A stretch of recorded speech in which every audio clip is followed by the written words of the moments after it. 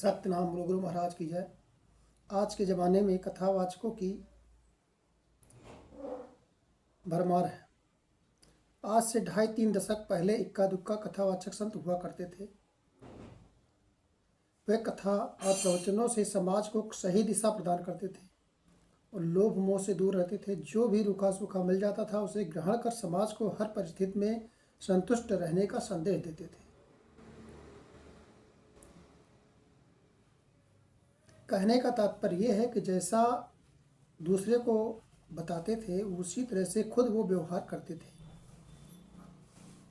आजकल कथावाचकों की भरमार है। वर्तमान समय में कथावाचकों की भरमार हो गई है। प्रत्येक दिन शहरी या ग्रामीण हर क्षेत्र में कहीं न कहीं कोई कथावाचक प्रवचन सुनाते मिल जाता है।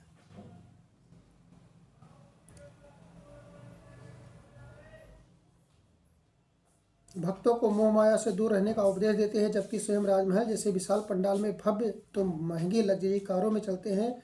कई तथा कथित स्वयंभू महाराज संत एक इवेंट के कई लाख रुपए लेते हैं। इनके आलीशान आश्रम किसी 5 स्टार होटल से कम नहीं होते। इस तरह के कई तथा कथित संत अनैतिक आपराधिक कृत्य में भी लिप्त पाए गए। लोगों को स्वयं से सचेत होने कराने की आवश्यकता है। धर्म हम सभी के जीवन का अभिन्न हिस्सा है। अच्छी बातों को सुने, लेकिन उन पर मंथन और उसका अनुपालन भी आवश्यक है। जीवन अमर है। भौतिक शरीर के नष्ट हो जाने पर भी जीवन का अंत नहीं होता।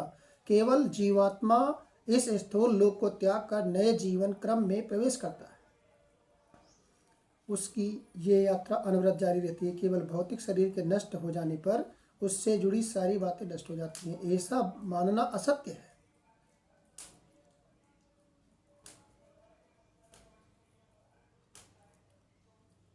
एक जीवन की सारी बातें दूसरे जीवन में उसके साथ यथावत सूक्ष्म संस्कारों के रूप में आती जाती रहती है और इनकी गतिविधियां निर्धारित करती है। हमारा वर्तमान जीवन केवल वर्तमान की ही वस्तु नहीं है। हमारा जीवन पहले भी था और आगे भी रहेगा।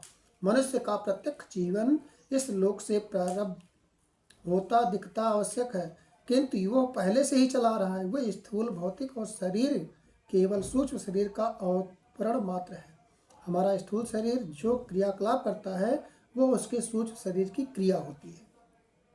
जिस प्रकार छिलके के भीतर अनाज का दाना विकसित होकर पकता रहता है, पकने के बाद छिलका बेकार हो जाता है, उसी प्रकार सूक्ष्म शरीर के पूर्ण विकसित हो जाने पर अथवा परमात्मा तत्व के आत्मसात कर लेने पर स्थूल शरीर अपने पंच भौतिक तत्वों में विलीन हो जाता है। हमारे आध्यात्मिक ग्रंथों का चिंतन है कि जीवात्मा की यात्रा इतनी लंबी है कि इसे अनेक बार स्थूल शरीर का कलेवर धारण करना पड़ता है। जीवात्मा के द्वारा इस शरीर के माध्यम से किए गए कर्मों के आधार पर उसकी शरीर धारण करने की यात्रा यथावत जारी रहती है। ईश्वर को प्राप्त करने के लिए जीवात्मा जीवन के अनंत प्रवाह में प्रवाहित होता रहता है। इस विशाल यात्रा के दौरान जीवात्मा अनेक शरीर का आश्रय लेता रहता है। जब जीवात्मा अपने परम लक्ष्य परमात्मा को प्राप्त कर लेता है तब उसका ये अनंत प्रवाह विराम ग्रहण करता है। ईश्वर की आनंद की अनुभूति में मग्न हो जाता है। प्रयागराज में महाकुंभ जारी है। साधु संतों का जमावड़ा है तो श्रद्धालुओं की भी भीड़ उमड़ रही है। ये हमारा महाकुंभ गुरु के उसी स्थान पर 12 वर्ष में पहुंचने के कारण होता है।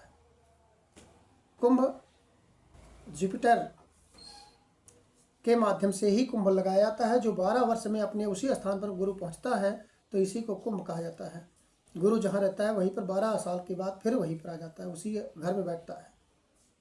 सत्यनाम बोलो गुरु महाराज की जय।